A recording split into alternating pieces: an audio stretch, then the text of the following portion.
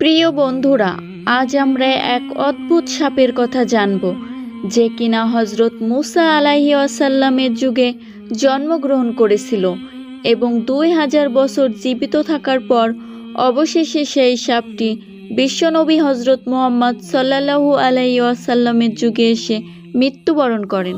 অনেক যুগ আগের কথা, মিশরের প্রাচীন ভূমির জঙ্গলের নির্জন এক কোণে বাস করত এক অদ্ভুত সাপ। সেই সাপটির নাম ছিল হারেসা। দেখতে সাপের মতো হলেও তার ভিতরে লুকিয়ে ছিল মানুষের মতো চেতনা ও কথা বলার ক্ষমতা। আসলে হারেসা এক সময় মানুষই ছিল, কিন্তু কোনো এক ভুলের কারণে মহান আল্লাহ তাআলা তাকে মানুষের রূপ থেকে সাপে রূপান্তরিত করেছিলেন। কিন্তু তার মধ্যে কিছু মানুষের মতো বৈশিষ্ট্য থেকে যায়। সেই থেকে হারেসা তার ভুলের জন্য অনুতপ্ত থাকত। প্রতিদিন সে ভাবত, আমি যদি আল্লাহর কাছে ক্ষমা চাওয়ার একবার সুযোগ পেতাম, তাহলে নিশ্চয় আল্লাহ তাআলা দয়া করে আমাকে ক্ষমা করে দিতেন। কিন্তু প্রায়শ্চিত্ত করার জন্য সে সঠিক সুযোগ পেত না। একদিন পাহাড়ের কোণে নিঃসঙ্গ সন্ধ্যায় বসেছিল হারেসা। হঠাৎ সে আকাশে এক অদ্ভুত উজ্জ্বল আলো দেখতে পেল। প্রথমে সে ভেবেছিল বজ্রপাতের ঝলকানি, কিন্তু সে খেয়াল করল সেই আলো মিলিয়ে যাচ্ছে না, বরং আলো আরও উজ্জ্বল হয়ে ঝলমল করছে। তারপর হারেসা ভালোভাবে তাকিয়ে দেখল হজরত মুসা আলাইহিস সালাম আল্লাহর সাথে কথা বলছেন। হারেসা প্রায় অচেতন হয়ে দাঁড়িয়ে রইল, কারণ সে বুঝতে পারল এটা কোনো সাধারণ ঘটনা নয়। তাই সে মনোযোগ দিয়ে দেখতে লাগলো। হঠাৎ সে শুনতে পেল মহান আল্লাহ তাআলার সেই মহাবাণী, হে মুসা, আমি তোমাকে অনেক পছন্দ করি। তোমাকে যেমন আমি প্রেরণ করেছি, ঠিক তেমনই তোমার পরও আমি আরও অনেক নবী রাসূল দুনিয়াতে পাঠাবো, এবং সর্বশেষ আমি একজন নবী প্রেরণ করব, যার নাম হবে আহমদ। তখন মুসা আলাইহিস সালাম আল্লাহ তাআলাকে জিজ্ঞাসা করলেন, হে আমার মহান খোদা, আপনার সেই নবী এবং উম্মতগণ কেমন হবে? তখন আল্লাহ তাআলা বলেন, সে হবে দয়া, মায়া ও করুণার উৎস। সে শুধু মানুষের জন্য নয়, সে সমস্ত সৃষ্টিকুলের জন্য ও জিন জাতির জন্য রহমত স্বরূপ হবে। তার উম্মত আমল করবে কম, কিন্তু কম আমলের চাইতে সওয়াব পাবে বেশি। সে আমার সর্বশ্রেষ্ঠ গ্রন্থ পবিত্র কোরআন সঙ্গে নিয়ে আসবেন। মহান আল্লাহ তাআলা আরও বলেন, সেই নবীর প্রতি যারা ঈমান আনবে তাদেরকে আমি মুক্তি দেব, তাদের প্রতি আমি দয়া দেখাবো, এবং তাকে যারা ভালোবাসবে আমিও তাদেরকে ভালোবাসবো। গোপনে হারেসা সাপটি মহান আল্লাহ তাআলার এই মহা সংলাপটি শুনে ফেললেন। এই কথা শুনে হারেসার হৃদয়ে এক নতুন আশার আলো জ্বলে উঠল।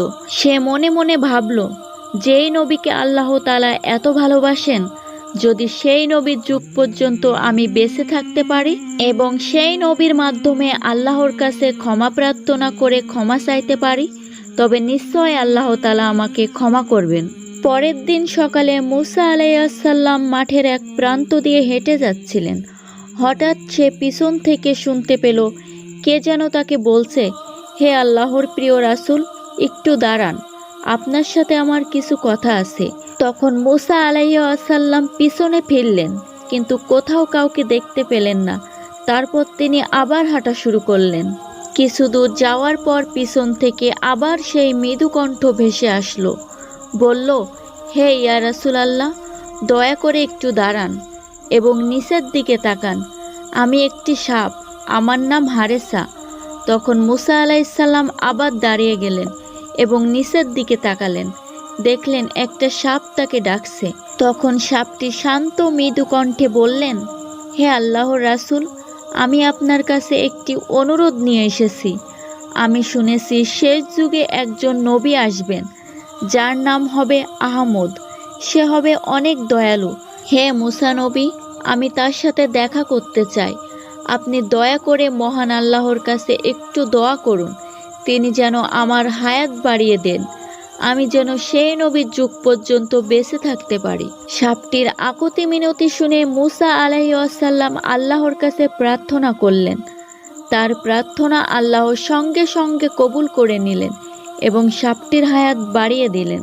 তারপর মুসা আলাইহিস সালাম সাপটিকে বললেন, তুমি জঙ্গলের এক গুহায় ঘুমিয়ে পড়ো, তোমার ঘুম তখনই ভাঙবে যখন শেষ নবী হজরত মুহাম্মদ সাল্লাল্লাহু আলাইহি ওয়াসাল্লামের যুগ আসবে।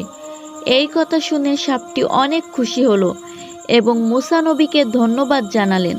তারপর হারেসা মূসা নবীর নির্দেশ মতো জঙ্গলের এক গুহায় যেয়ে গভীর ঘুমে আসন্ন হলেন। শতাব্দীর পর শতাব্দী কেটে গেল। তারপর ক্রমাগত অনেক নবী আসলেন, তারাও চলে গেলেন। অবশেষে পৃথিবীতে জন্ম হলো বিশ্বনবী হজরত মুহাম্মদ সাল্লাল্লাহু আলাইহি ওয়াসাল্লামের। যখন তিনি বড় হতে লাগলেন এবং নবুয়তের দায়িত্ব পেলেন, তখন সেই ঘুমন্ত সাপ হারেসার ঘুম ভেঙে গেল। তার অন্তর আনন্দে ভরে উঠল, কারণ সে বুঝতে পারল প্রতীক্ষিত সেই নবী পৃথিবীতে এসে গেছেন, যার সাক্ষাৎ লাভের আশায় সে যুগের পর যুগ গুহার ভিতর ঘুমিয়েছিল। তবে তার একটি দুঃখ ছিল, সে জানত বিশ্বনবী সাল্লাল্লাহু আলাইহি ওয়াসাল্লাম মক্কা নগরীতে জন্মগ্রহণ করেছেন, কিন্তু তিনি ঠিক কোথায় আছেন, কোন ঘরে অবস্থান করছেন তা তার জানা ছিল না। তারপরও মনে গভীর আশা আকাঙ্ক্ষা নিয়ে হারেসা সাপ দীর্ঘ যাত্রা শুরু করলেন। উত্তপ্ত মরুভূমির বালুর উপর দিয়ে চলতে লাগলো। মাঠ পেরিয়ে বন এলো, খাড়া পাহাড়ের ঢাল সব পেরিয়ে 6 মাসের পথ অতিক্রম করলো। অবশেষে সে কাঙ্ক্ষিত মক্কা নগরীতে পৌঁছে গেল। তারপর মক্কা নগরীতে এসে সে দিশেহারা হয়ে গেল। কোথায় মহানবী সাল্লাল্লাহু আলাইহি সাল্লামের পবিত্র গৃহ তা সে খুঁজে পাচ্ছিল না। খুঁজতে খুঁজতে এক রাতে চাঁদের আলোয় হাঁটতে হাঁটতে পৌঁছে গেল আবু জেহেলের ঘরের সামনে। বহুদিনের ক্লান্ত ভ্রমণে তার শরীর ভেঙে পড়েছিল, সে আর হাঁটতে পারছিল না। তাই সে আর এগোতে না পেরে সেখানেই শুয়ে বিশ্রাম নিতে লাগলো এবং ঘুমিয়ে পড়ল। পরের দিন ভোরবেলা আবু জেহেলের ঘুম ভাঙলে সে ঘর থেকে বাইরে বের হয়ে আসেন এবং তার ঘরের সামনে সেই সাপটিকে দেখতে পান। সাপটিকে দেখে আবু জেহেল প্রচণ্ড রেগে যান। সাপটিকে বিষাক্ত মনে করে মেরে ফেলার সিদ্ধান্ত নেন। যখন সে সাপটিকে একটি লাঠি দিয়ে আঘাত করতে শুরু করলো, তখনই ঘটল এক বিস্ময়কর ঘটনা। সাপটি হঠাৎ মানুষের মতো কথা বলতে শুরু করলো। সাপটি বলল, হে আল্লাহর বান্দা, আমাকে আঘাত করো না। আমি কোনো সাধারণ সাপ নই। আমার নাম হারেসা। আমি মূসা আলাইহিস সালামের যুগে জন্ম নিয়েছিলাম। তার দয়ার রহমতে আমি আজও জীবিত আছি। আমি এখানে কারো ক্ষতি করার জন্য আসিনি। আমি এসেছি মহানবী হজরত মুহাম্মদ সাল্লাল্লাহু আলাইহি সাল্লামের সাথে দেখা করার জন্য। সাপের মুখে এমন কথা শুনে আবু জেহেল থমকে গেল। সাপ সত্যিই কথা বলছে জেনে বিস্মিত হলো, কিন্তু সাপের মুখে মহানবী হজরত মুহাম্মদ সাল্লাল্লাহু আলাইহি সাল্লামের নাম শুনেই সে প্রচণ্ড রেগে গেল।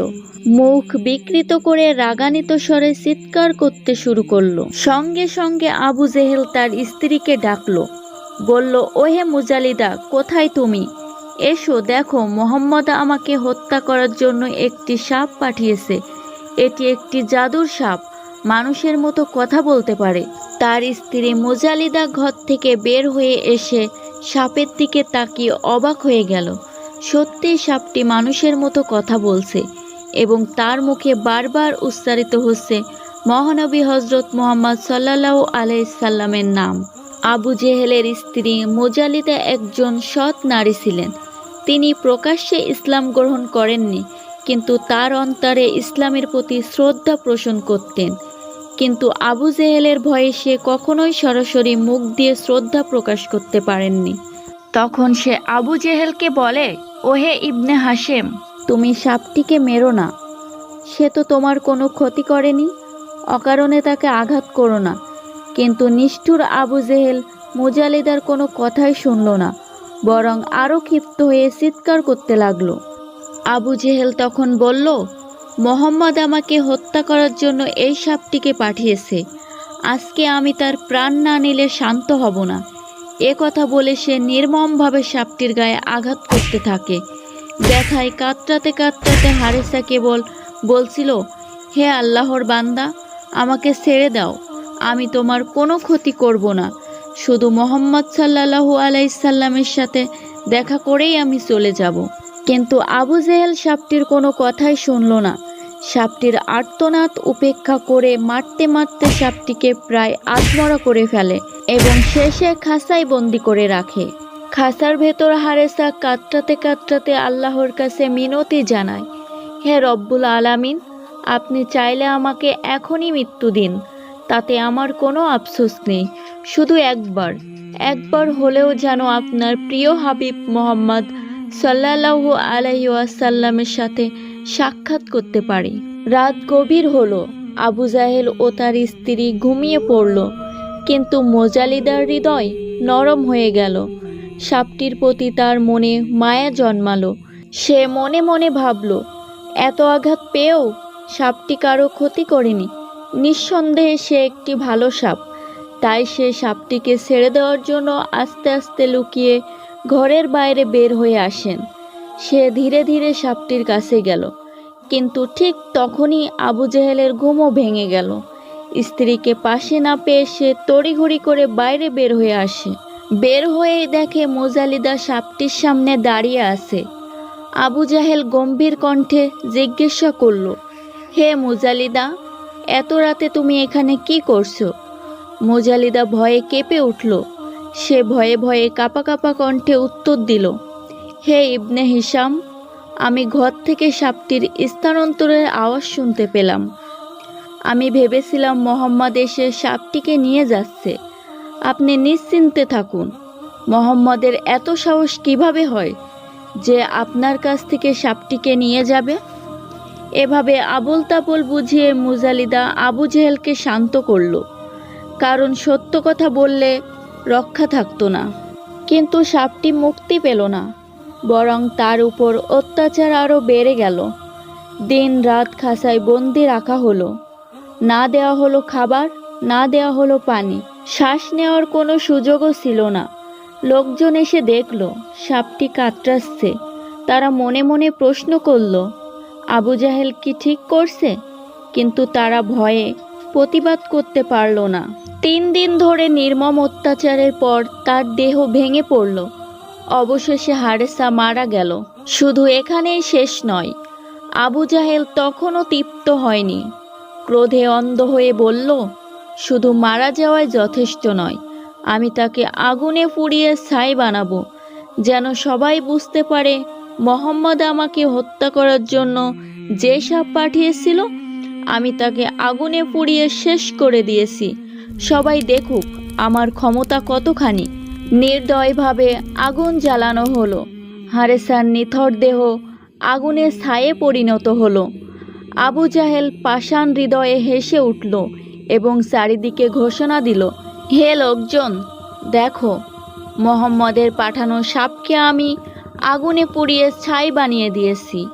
সে আমাকে মারতে এসেছিল, কিন্তু আমিই তাকে মেরে ফেলেছি। এই বলে আবু জাহেল অট্টহাসি দিল। মনে হলো সে যেন এক বড় অসাধ্যকে সাধন করেছে। তারপর সেই ছাই একটা পিতলের ঢাকনাওয়ালা পাতিলের ভেতর রাখলেন। মক্কায় রাস্তায় রাস্তায় প্রদর্শন করতে লাগলো।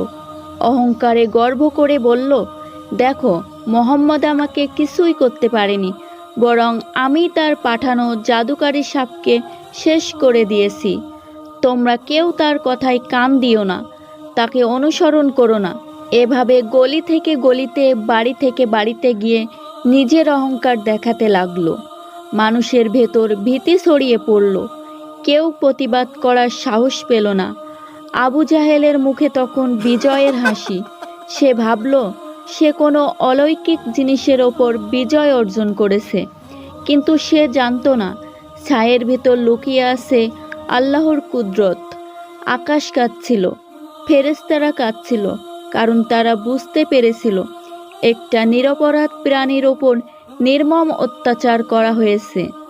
অবশেষে সে এক সম্মানিত প্রবীণ ব্যক্তির কাছে পৌঁছালো। সব কথা শোনার পর লোকটি বলল, হে ইবনে হিশাম, লজ্জা তোমার হওয়া উচিত। তুমি একটি অবুঝ প্রাণীর ওপর নিষ্ঠুরভাবে অত্যাচার করেছো, আগুনে পুড়িয়ে ছাই বানিয়েছো, অথচ তুমি গর্ব করছো। যদি সত্যিই তোমার সাহস থাকে, তুমি মোহাম্মদের কাছে যাও এবং তাকে গিয়ে জিজ্ঞাসা করো এই সাপটি তিনি আদেও পাঠিয়েছিলেন কিনা। এ কথা শুনে আবু জাহেল কিছুটা লজ্জিত হয়ে বলল, ঠিক আছে, আগামীকাল আমি মোহাম্মদের কাছে যাব। পরদিন সে নবী করিম সাল্লাল্লাহু আলাইহি ওয়াসাল্লামের সামনে উপস্থিত হলেন। তার হাতে একটি পিতলের পাতিল, লাল কাপড়ে ঢাকা। তার পিছনে দাঁড়িয়ে আছে কিছু সংখ্যক সাহাবী। আবু জাহেল তখন বলল, হে মুহাম্মদ, বলো তো আমার হাতে কি আছে? নবী করিম সাল্লাল্লাহু আলাইহি ওয়াসাল্লাম তখন শান্তভাবে উত্তর দিল, আমি আপনার হাতে একটি পিতলের হাঁড়ি দেখতে পাচ্ছি, যা লাল কাপড়ে ঢাকা আছে, কিন্তু তার ভেতরে কি আছে তা আমি জানি না। আবু জেহেল তখন অট্ট হেসে বলল, ভবিষ্যতে কি ঘটবে সব বলতে পারো, অথচ সামনে যে পাত্র আছে তার ভিতরে কি আছে সেটাই বলতে পারছো না? তাহলে তুমি কিসের নবী? নবীজি তখন আবারও শান্তভাবে উত্তর দিলেন, কোনো অদৃশ্য বিষয়ে আমার কোনো জ্ঞান নেই। যতটুকু আল্লাহ আমাকে জানিয়ে দেয় আমি কেবল সেটাই বলি, আমি নিজ থেকে কিছু বলি না। আবু জেহেল তখন বলল, এই পাতিলের ভিতর কি আছে যদি তুমি বলতে পারো তাহলে আমি আল্লাহর উপর ঈমান নিয়ে আসব। এই কথা শুনে নবী করিম সাল্লাল্লাহু আলাইহি সাল্লাম কিছুক্ষণ মাথা নিচু করে রাখলেন। তারপর তিনি মাথা উঁচু করে আকাশের দিকে তাকালেন এবং আল্লাহর নিকট প্রার্থনা করতে লাগলেন, হে রব্বুল আলামিন, আপনি চাইলে মৃতকে জীবিত করতে পারেন, জীবিতকে মৃত করতে পারেন। আপনার হুকুম ছাড়া কোনো কিছুই সম্ভব নয়। গাছের একটি পাতাও আপনার অনুমতি ছাড়া নড়ে না। এই পাতিলের ভিতর কি আছে আমি জানি না। দয়া করে এই পাতিলের ভেতর যা আছে তার প্রাণ ফিরিয়ে দিন, যেন সে সাক্ষ্য দিতে পারে আল্লাহ এক ও অদ্বিতীয়, তার কোনো শরিক নেই। নবীজির দোয়া শেষ না হতেই পাতিলের ভেতর থেকে আওয়াজ ভেসে আসলো, লাব্বাইক ইয়া রাসূলুল্লাহ, আল্লাহ ছাড়া কোনো মাবুদ নেই, তিনি এক ও অদ্বিতীয়, তার কোনো শরিক নেই। হযরত মুহাম্মদ সাল্লাল্লাহু আলাইহি ওয়াসাল্লাম তার বান্দা এবং রাসূল। সাথে সাথেই পাতিল কেঁপে উঠল, আবু জাহেলের হাত থেকে নিচে পড়ে গেল, আর সেখান থেকে জীবিত হারেসা বের হয়ে আসলো। সে কেঁদে কেঁদে নবীজির সামনে মাথা নত করল আর বলতে লাগলো, ইয়া রাসূলুল্লাহ, আমি সাক্ষ্য দিচ্ছি যে আল্লাহ ছাড়া কোনো মাবুদ নেই, আপনি আল্লাহর রাসূল, তিনি এক ও অদ্বিতীয়, তার কোনো শরিক নেই। এসব দেখে আবু জাহেল চিৎকার করে উঠল, এটা নিশ্চয় তোমার কোনো জাদু। এই সাপটিকে পুড়িয়ে ছাই বানিয়ে আমি এই পাত্রের ভিতর রেখেছিলাম, তুমি জাদু করে একে ফিরিয়ে এনেছো, তুমি একজন বড় জাদুকর। আবু জাহেলের কথার উত্তরে সাপটি উত্তর দিল, হে আবু জাহেল, শুনে রাখো, আল্লাহ তাআলা নিজেই আমার প্রাণ ফিরিয়ে দিয়েছে, এতে মহানবী সাল্লাল্লাহু আলাইহি ওয়াসাল্লামের কোনো হাত নেই। তিনি শুধু আমার জন্য আল্লাহর কাছে দোয়া করেছেন, তিনি কোনো জাদুকরী নন। আশেপাশের লোকজন এই আশ্চর্য ঘটনা দেখে বলে উঠল, আল্লাহু আকবার, এটা কোনো জাদু নয়, এটা আল্লাহ তাআলার প্রকাশ্য কুদরত। তারপর নবী করিম সাল্লাল্লাহু আলাইহি ওয়াসাল্লাম সাপটিকে জিজ্ঞাসা করলেন, হে সাপ, তুমি কোথা থেকে এসেছো? তোমার নাম কি? আর আমার কাছেই বা তুমি কেন এসেছো? তখন সাপটি একে একে সব কিছু বলতে লাগলো, হে আল্লাহর রাসূল, আমি হযরত মুসা আলাইহি ওয়াসাল্লামের যুগে জন্মগ্রহণ করেছি। আমার একটিমাত্র আশা ছিল, আমি আপনার সাথে দেখা করব আর আপনাকে দিয়ে আল্লাহর কাছে দোয়া প্রার্থনা করব। তাই আমি হযরত মুসা আলাইহি ওয়াসাল্লামের কাছে দোয়া প্রার্থনা করি আমার হায়াত বৃদ্ধি করার জন্য। তারপর মুসা আলাইহি ওয়াসাল্লাম আল্লাহর কাছে দোয়া করলে আল্লাহ আমার হায়াত বাড়িয়ে দেন। আমি তার যুগ থেকে আপনার যুগ পর্যন্ত অপেক্ষা করি, কিন্তু আমার জানা ছিল না মক্কায় আপনি কোথায় বসবাস করেন। তাই মক্কায় এসে অনেক খোঁজাখুঁজি করি। অবশেষে আমি আবু জাহেলের বাড়ির সামনে এসে ক্লান্ত হয়ে ঘুমিয়ে পড়ি, কিন্তু তিনি আমাকে যখনই দেখতে পান তখনই আমাকে মারতে আসেন। আমি তাকে নিষেধ করি, তার কাছে ক্ষমা প্রার্থনা করি, কিন্তু যখনই সে আমার মুখে আপনার কথা শুনতে পায় সে আমার উপর প্রচুর নির্যাতন করতে থাকে, আমাকে খাঁচায়ও বন্দি করে। তাতেও তিনি ক্ষান্ত না হয়ে অবশেষে তিনি আমাকে মারতে মারতে মেরে ফেলেন এবং অবশেষে আগুন দিয়ে পুড়িয়ে ছাই বানিয়ে দেন। ইয়া রাসূলুল্লাহ, আমি তখনও তার কোনো ক্ষতি করিনি, কিন্তু আজ আমি সুযোগ পেয়েছি। আজ আর আমি তাকে ছাড়ব না। আজ আমি তাকে মেরেই ফেলবো। এই বলে সাপটি আবু জাহেলের দিকে তেড়ে গেল। আবু জাহেলও ভয়ে দৌড়াতে থাকে। কিন্তু মহানবী হজরত মুহাম্মদ সাল্লাল্লাহু আলাইহি সাল্লাম সাপটিকে পিছন থেকে ডাক দিলেন, হে হারেসা, মানছি সে তোমার সাথে অন্যায় করেছে, কিন্তু তারপরও তুমি তাকে ক্ষমা করে দাও। অন্যায় তার পক্ষ থেকে হলেও ক্ষমা করলে আল্লাহও তোমাকে ক্ষমা করবে। তার প্রতিদানে আল্লাহর কাছ থেকে তুমি আরও ভালো কিছু পাবে। নবীজির নির্দেশ শুনে হারেসা আবু জাহেলকে ক্ষমা করে দিল এবং নবীজির কাছে ফিরে এলো। তারপর হারেসা নবীজির কাছে আরেকটা আবদার করে বলল, ইয়া রাসূলুল্লাহ, আপনার কাছে আমার একটি আবদার আছে। দয়া করে মহান আল্লাহর কাছে আমার জন্য একটু দোয়া প্রার্থনা করুন। তিনি যেন আমাকে মানুষ বানিয়ে দেয়। আমিও মানুষের মতো আল্লাহর ইবাদত করতে চাই এবং আখিরাতে আপনার সাথে জান্নাতে থাকতে চাই। হারেসার কথা শুনে নবী করিম সাল্লাল্লাহু আলাইহি ওয়াসাল্লাম আল্লাহর কাছে হারেসার জন্য দোয়া প্রার্থনা করলেন এবং সাথে সাথে হারেসা সাপকে আল্লাহ তাআলা মানুষ বানিয়ে দিলেন।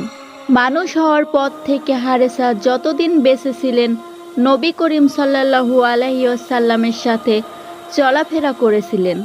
প্রিয় বন্ধুরা, এই হলো সেই হারেসা সাপের বিখ্যাত ঘটনা, যে কিনা মুসা আলাইহি ওয়াসাল্লামের যুগে জন্মগ্রহণ করেছিল এবং 2000 বছর জীবিত থাকার পর নবী করিম সাল্লাল্লাহু আলাইহি ওয়াসাল্লামের যুগে এসে মৃত্যুবরণ করেন।